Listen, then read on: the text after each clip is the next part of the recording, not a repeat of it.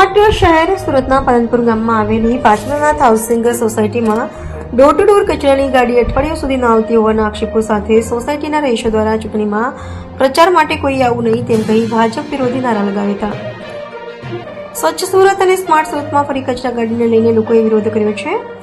વાત એમ છે કે સુરતના પાલનપુર ગામમાં આવેલા પાર્શ્વનાથ હાઉસિંગ સોસાયટી કે જ્યાં 170 મકાનો આવેલા છે, આ મકાનમાં રહેવાવાળા રહીશોએ આક્ષેપ કર્યો છે કે સુરત શહેરની ડોર ટુ ડોર કચરાની ગાડીઓ આ સોસાયટીમાં 8 દિવસ સુધી આવતી નથી. જ્યારે આવે છે ત્યારે લોકો કચરો પોતે લેતા નથી.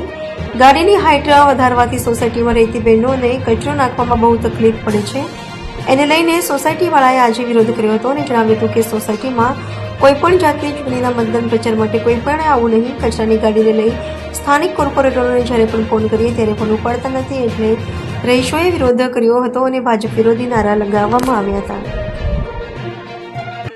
મારું નામ વિકિન દિનેશચંદ્ર આસમાની, પાર્શ્વનાથ નગર cooperative housing service society, Palanpur ગામ રોડ. સમસ્યામાં એવું છે કે છેલ્લા 8-10 મહિનાથી કચરાની ગાડી આવે છે પણ કચરો લેતો નથી અને અમારે ત્યાંના લેડીઝો કચરો લેવાનું કહી છે તો દાદાગીરી કરે છે ને વચ્ચે તો એકવાર એ લોકો ટેમ્પો વચ્ચે સોસાયટીમાં મૂકીને ભાગી ગયેલા હતા. એસએમસીના સાહેબ ત્યારે મયુરસિંહ ઝાલા કરીને હતા, તેને પણ મેં બોલાવેલા હતા, ત્યાર પછી પણ કોઈ નિવારણ આવ્યું નથી.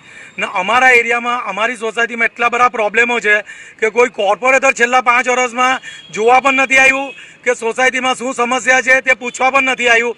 આજે 5 વર્ષ થયા અને અમે ફોન કરીએ છીએ નેન્સીબેનને કે રાજનભાઈને, તો કોઈ ફોન ઉઠાવતું નથી, સામેથી અમને કોઈ જવાબ પણ મળતો નથી કે એ લોકો રિટર્નમાં ફોન પણ નથી કરતા. તો અમારે સમસ્યા કોને કહેવાની? ઇલેક્શન આવે છે તો અમારે સોસાયટીવાળાએ નક્કી કર્યું છે કે ભાજપવાળાને વોટ આપવા નહીં. અમે હવે માણસ જોઈને વોટ આપીશું, પક્ષ જોઈને નહીં આપીશું. અત્યાર સુધી પક્ષ જોઈને વોટ આપ્યો છે, નરેન્દ્ર ગાંધીને જોઈને. હવે અમે માણસ જોઈને વોટ આપીશું. જે કામ કરશે તેને જ અમે લાવીશું અમારા એરિયામાં. કારણ કે છેલ્લા 5 વર્ષમાં એક પણ વાર અમારી સોસાયટીમાં કોઈ અમને પૂછવા નથી આવ્યું.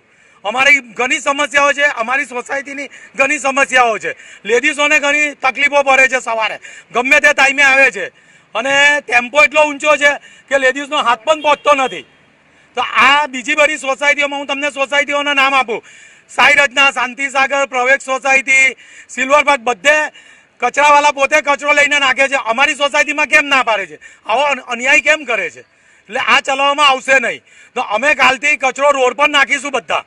પછી એસએમસી વાળા અમને કહેવા આવશે, અમે કોઈ સાંભળશું નહીં. એટલે અત્યારે હું તમને કહી દઉં છું કે તમારા ટેમ્પાવાળા જે દાદાગીરી કરે છે એ બંધ કરાવી દઉં. આજે પણ સવારે બહુ દાદાગીરી કરીને ગયો છે સોસાયટીમાં, તમારથી થાય તે કરી લેવું, અમે કાલથી નહીં આવીશું. એટલે આ મારો પ્રોબ્લેમ છે. વિરલ આસમાની, અમારું પાર્શ્વનાથ નગર કોઓપરેટિવ સોસાયટી. અત્યારે શું સમસ્યા છે? સમસ્યા અત્યારે એ જ છે કે જે આ સોસાયટીવાળાઓને છે તકલીફ કચરાવાળાની, કે કચરાવાળાનો બહુ ત્રાસ છે, બહુ તકલીફ છે. એ આવે છે, કોઈનો કચરો લેતો નથી, કોઓપરેટ કરતો નથી અને દાદાગીરીમાં એવું કરે છે કે ભાઈ તમારાથી થાય તે કરી લો. પણ અમારું એવું કહેવું છે કે કચરાવાળાને પહેલાં તો બોલવાનો રાઇટ નથી. એણે સીધું એના જે કોન્ટ્રાક્ટર હોય એને જણાવવાનું હોય કે ભાઈ આ સોસાયટીને પ્રોબ્લેમ છે, બરાબર છે. તો હું એમ કહું, એને પગાર મળે છે, એ પગાર લે છે, તો પછી અમારી સોસાયટી સાથે આવો અન્યાય શા માટે કરવામાં આવે છે? અને બીજું કે હરેક વાર તહેવારે બોણી પણ લઈ જાય છે, એનો બી અમને કોઈ પ્રોબ્લેમ નથી. ભાઈ કામ કરે છે તો નાનો માણસ લઈ જાય, અમે કોઓપરેટ કરીએ છીએ તો એ લોકો કેમ કોઓપરેટ નથી કરતા? અને બીજું અમે વેરો ભરીએ છીએ, અમે સુરત શહેરના નાગરિક છે, અમે વેરો ભરીએ છીએ, અમે ટેક્સ ભરીએ છીએ, અમે બધી રીતે સરકારને કોઓપરેટ કરીએ છીએ. અને બીજું કે આ જે કોર્પોરેટરો છે એ કોર્પોરેટરો અમને પણ જરાક પણ સપોર્ટ નથી કરતા. ખાસ કરીને નેન્સીબેન માટે હું ખાસ કહીશ કે નેન્સીબેન જેવું કોર્પોરેટર આજ પછી અમે જરાક પણ એરિયામાં ઈચ્છતા નથી. અને હું બધા અમારી સોસાયટીને પણ કહું છું અને તમને પણ જણાવું છું કે અમારા એરિયાના કોઈ પણ વ્યક્તિ નેન્સીબેનને વોટ આપશો નહીં, કારણ કે એ વ્યક્તિ કામ કરતી નથી અને સપોર્ટ કરતી નથી. બસ આ એટલી જ ફરિયાદ છે. અને ફોન તો કોઈ દિવસ ઉપાડતા નથી.